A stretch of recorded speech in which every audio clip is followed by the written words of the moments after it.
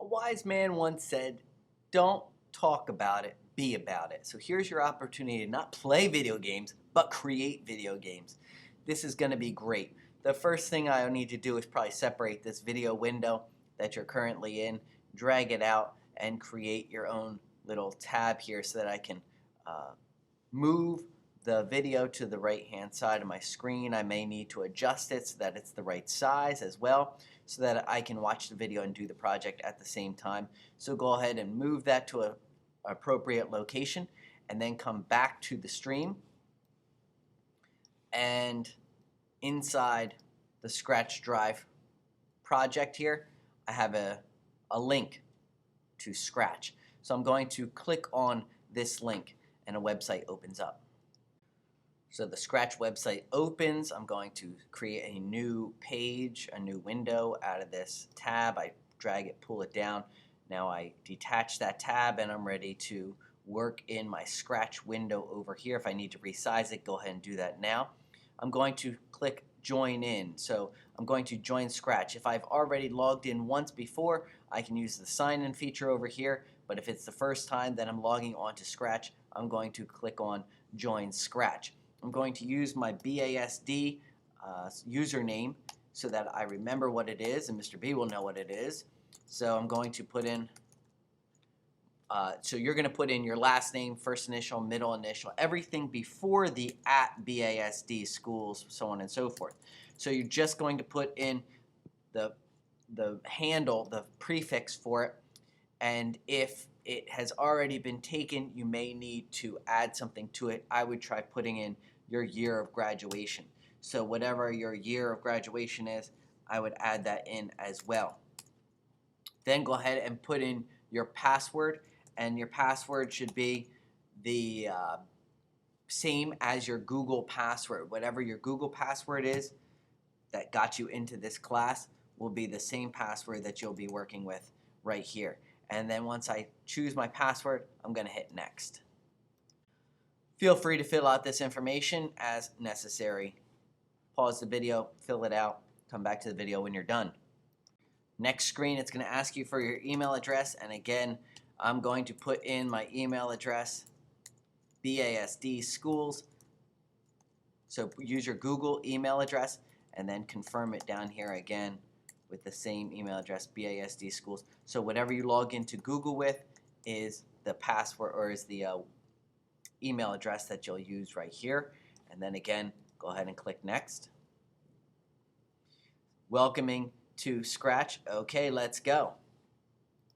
First step, up in the upper left, I'm going to look for the word create. Let's create a new Scratch project. Go ahead and click create. In the upper left hand side of the Scratch window, you'll see this is an untitled project. Let's title this one last name, first name, and then drive. Okay, so put in your last name, your first name, and then hyphen drive and hit return. That's what this project will be named. If at any time you need to go back to this, so you quit out of it, you saved your files, you come back the next day, you need to work on it, you can find it in your stuff up here in the Scratch folder. So it says My Stuff, and it has my project right there, last name, first name, drive, and it's there next time you need to log in. So you could log into your account and then do it. So I would simply click on the project, then I could say see inside, and then it will give me my script window back so I can begin working on it again. Okay, let's go over some vocabulary terms so everyone knows what I'm talking about when I say go here, go here, go here. We have up here, starting at the top, we have the file menus. Okay, we have the menu bar. Up there at the top, file, edit, tips, so on and so forth. Over here on the side, we have the script windows, the costumes, the sounds. The scripts is where you'll find your tiles. If we're talking about motion or sensing, or there could be different script windows that will change when you click on the different scripts. Okay, costumes are the pictures of your sprites. That's what this is called, a sprite. And right now this sprite is currently on the stage. The left hand side over here is called the stage, and that's where the action will take place. That's where your scripts will actually move and run and everything else. Okay, let's keep this on the scripts page over here, and if we scroll down to the bottom, you will see that there is a sprites window. So if I scroll down, this is the stage background. Okay, this is where the color will change or the picture will change from the background of the stage right there. And then you have sprite 1. And if you have multiple pictures or multiple characters that are moving on the stage or taking action from the scripts, this is where they will show up, sprite 1, sprite 2, sprite 3, or you can rename them when it comes time. So let's start off by giving our sprite simple movements. Okay, so I'm going to go to my motion script window. I click on scripts and then I'm on motion, correct? All right. I'm going to give my sprite, which is highlighted down here, some motion. And I can say move by 10, and I simply drag it over to the right hand side here and drop it in. Once I drop it in, I can then click on this and watch my guy move. So I have a script window over here, and if I take my script, or if I take my sprite and I click on the item, it moves him 10 numbers along, or 10 units, 10 steps ahead. If I wanted to move them slower, I can change that number right there, double clicking on it, hitting return after I'm done, and then when I click on it, he moves a slightly less. I can also use negative numbers to send him backwards. So if I click on him, he's going 10 steps in reverse now, as you can see. So here is how you can think of the steps. You have positive steps and negative steps, just like you have positive integers and negative integers. If I say plus 2 steps forward, it goes 1, 2 here on the x-axis. And if I say negative 2, obviously it would be back. So when you go back to your project here, you'll see down here you have the x and y axis. Okay? And when I go negative, it goes negative. When I go positive, it goes positive, as you'll see.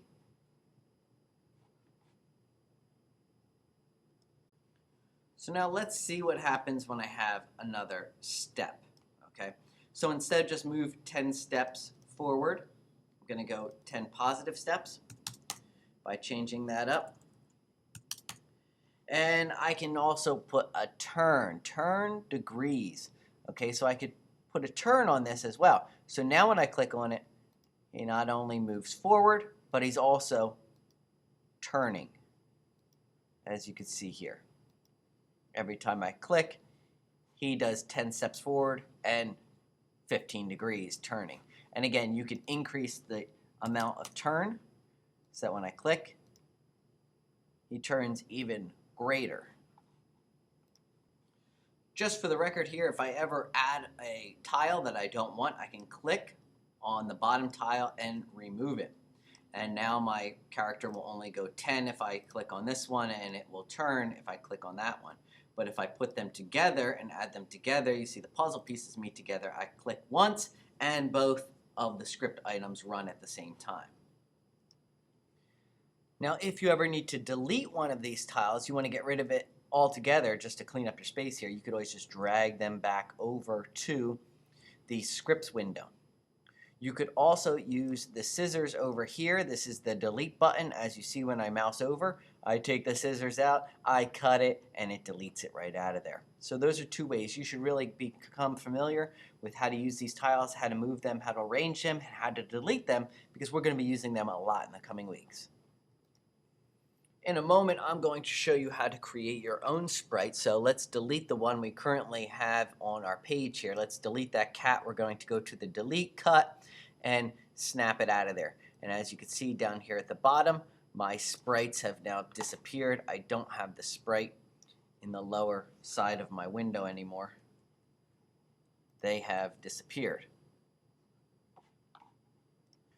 So with no sprites in the sprites window, I'm going to paint myself a new one. I'm going to mouse over the paint new sprite icon. I'll click on that, and over on the right hand side we'll open up my sprite. First thing I'm going to do is rename the sprite. Let's name this a car. I'm going to draw a car and then show you how to drive it around using controls on the keyboard. So I hit car, and now I'm ready to paint. Now this car could be as rudimentary or as sophisticated as you want. The first thing I'm going to do is select the square, and I'm going to use the rectangle to create my car, and I want to choose not the outline but the fill, so that the entire car will be filled with color, not the outline. So I click on the fill down here, and then I'm going to choose a color to draw my car, and then I'm going to draw my car here in an open square. That will represent my car for now. Okay, I could click on this, I could resize it if I want. I can also undo the paint, or I can clear everything all at once if I want to restart at any time.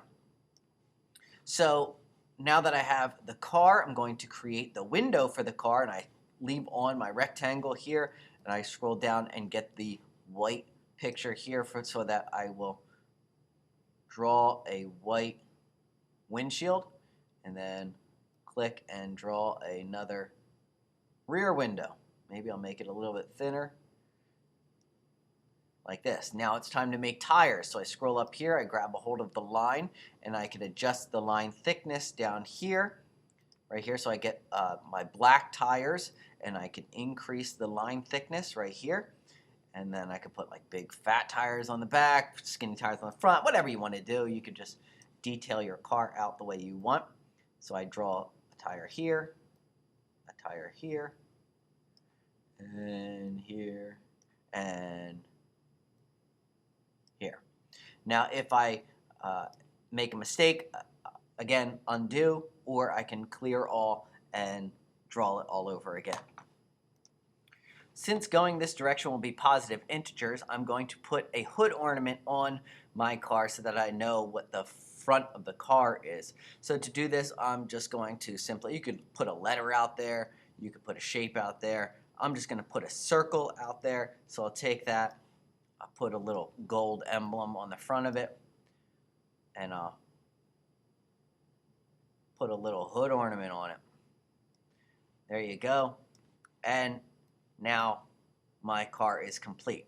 One thing before I begin moving my car, I do want to set the center of the costume or the car. So I'm going to click on the center of the costume, and then I want to center this X in the middle of my car. It can be a little bit forward because the front wheels are the ones that turn, so you give it a little bit more realistic, feel by moving the center up to the front of the car, somewhere in there, maybe right in the center of the windshield as shown right here. That will dictate how the car rotates later in my project. When I'm done drawing my sprite, I can click over here to scripts, and my sprite now appears on the window, and I can give my sprite some motion. If I click on move 10 steps, move it out here into my script window, I click on it, and you will see that your car will move ever so slightly. Ba-boom, ba-boom, ba-boom. I'm going to switch things up now. I'm not only going to move 10 steps, I'm going to ask it to move repeatedly. So I'm going to repeat 10 times. I'm going to click on 10 times, and you see I could put it over top of the 10. Now when I click on it, it'll go 10 times 10. Of course, 100 steps. So if I click on this, it will repeat 10 times. So it'll go 100 steps. Whoop, and then stop when it's done. I can also add more motions to this repeat. So I could also turn 15 degrees 10 times in a row. So again, if I click on it, you'll see, whoop, my car will completely turn. Click on it again. So it's doing both steps 10 times. I'm going back to controls now. Check the color coding. If you had any time, you see the part of the video where the color coding. So right here, I'm going to go to forever. So I can click on forever, And I can move my 10 steps and 10 turns by clicking on the top tile and dragging it down and slapping it in the forever. Now when I click on it, it will continue the loop until I stop it. So I click once, it starts, click again, and it stops. I no longer need the repeat 10 steps, so I could click on that and drag that back. As stated before, I could just click and drag it right back to the scripts window right there. And now I can also use my control for when I start. So when the green flag, you see the green flag up here? When I click on the green flag, now the car will start. So if I click on the green flag here, you'll see it starts it up. When I click stop, stop, start, stop. So I could start and stop the script now from these buttons right here because I add it when the green flag is clicked. Okay, now I'm going to try to do something a little different here. When I hit a key on the keyboard, I want the car to do something. So to do this, what I'm going to do is assign a function to a certain key on the keyboard. I'm going to go down here and create an if statement. So if a certain key is pressed, then the car will do something. So I'm going to go over here to the controls. And I want to keep the forever button highlighted right here, or the tile in there. So I'm going to go over and now say if then. I want an if then statement. So I click the if then statement and I'm going to drop it into my tiles. You see how I got that white line? That's going to go right underneath the forever. I'm going to take out the turn because I want to assign a certain function here, a certain key to give it a forward motion. So I'm going to go up here to sensing. Now you can see by the shape of this tile, it will fit inside the shape of here. All right, so I have the if-then statement. So a lot of these are used for the if-then statement. And I want to do the key press. So you can see down here, when a certain key is pressed, the car will move forward 10 steps. So if spacebar is pressed, then the car, the sprite, will move forward 10 steps. So I'm going to first click on the green flag to start the script. I can see the whole script is highlighted over there. And now when I hit the spacebar, it'll move forward. If the car goes off the screen, how to bring it back? Let's go over here and give it a negative value. So just go in reverse, a -10, come back out over here, press the spacebar, and it's going in reverse. I'm going to assign the up arrow key to going forward. So I want to make it a +10, okay, +10, and hit the drop down instead of the spacebar. I want to use the up arrow. So I click on the up arrow, and now the up arrow on the keyboard will give me motion. So again, I click on the flag, and then I have the up arrow. Now the down arrow hasn't been assigned yet, so I can't pull it in reverse. So let's do that next. I'm going to need another if-then statement. So I go over here, control, another if-then statement. So let's scroll down, find it, if-then, and I drop it right underneath the other if. You see how the ifs are aligned? I want them all in the same row. Do not put an if inside of an if, because only if the first if happens will the second if happen. I'm sure that makes perfect sense to you right now. So let's take this if and make sure that it's on the same level as the other if, okay? So now I have the up arrow controlling the forward by steps, and I can go back to the sensing, and I want to say the down arrow, obviously, is going to control what? The down arrow will move the car, obviously, the opposite direction. So the opposite of +10 is -10. So make sure that this is -10. If at any time you're not sure the car isn't doing what it's supposed to do, go back to this window and take a look at this script.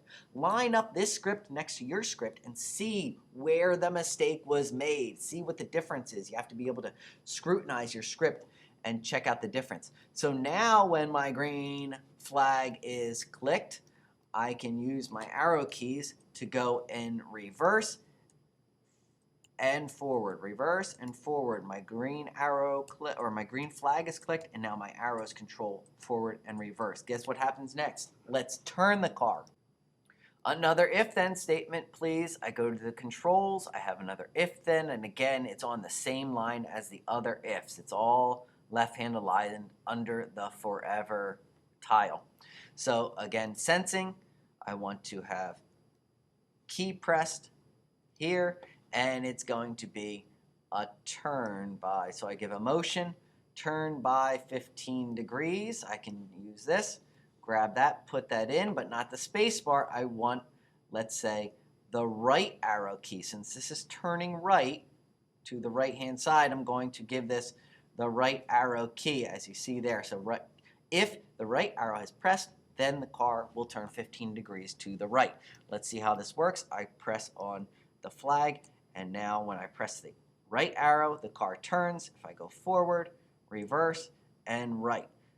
Obviously, I'm going right. I want to be able to turn left as well. So back to the script window I go. Now check out this. This is called the duplicate key. If I click on duplicate, I can then scroll over here and duplicate this if-then statement. So I can click on this and create a whole nother if-then statement, drop it in. Again, all the ifs are lined up over here, and I could do a negative 15 degrees on the left arrow, right? So I got to go to the left arrow, and I can turn negative 15 degrees, or I can drop in the left-hand turn. So I could go negative 15 degrees, and that will do the same thing as if I turn to the left 15 degrees. So there you have it. Let's check out how my car operates. Now I click on the green flag again. So now checking it out on my project, I have the forward, reverse, left, and right all ready to go. Okay, so now I'd like to draw a backdrop here so that my car has something to drive on. I'm going to draw a roadway and everything. So I got to go to the stage backdrop right here. So I'm going to click, instead of sprite, I'm going to highlight the stage backdrop. Now from the scripts window over here, I'm going to change it up to go to backdrops, and you can see over here I now have my painting selection. I can start to paint in my drawing here. First thing I want to do is zoom out a little bit, okay, to get the full screen effect. Now I want to come up here and pick up my paintbrush. I click on my paintbrush, and I want to create a roadway. So I'm going to get a dark gray, almost a charcoal or an asphalt for the roadway for the car to drive on, and I'm going to increase the line thickness here. Okay, so I'll get a nice thick line, and I'll go around and draw the roadway now. So I come up here, and it should probably fit into the box so that I can see all the edges of it. So I'm going to go around, come down, maybe put a little zigzag in here, make it a little more difficulty level, and keep an eye on this scroll bar because you can go a little bit further out and you will be able to tell how far you've gone out by looking over here. So you see I went all the way up to the edge even though it's cut off over here because the scroll bar isn't showing. Now let's drop some grass on there. So I'm going to select my color fill, my fill with color. I'm going to select the green for the grass, and I'm going to make sure I'm filling. And I click, and it boom, boom, boom. It fills in all my areas with green all the way around. So as you can see now, I have a nice roadway with the car, and my backdrop is complete. As it stands right now, my car really doesn't fit on my roadway. You see, it's a little bit too big, but I can change that by going up to my editor right here, and it will say I can grow a sprite or I can shrink a sprite. So I'm going to click on shrink the sprite, and then I can click on this several times to make it smaller and smaller until it's just the right size for my roadway. Once I have it at the right size, I can start to operate.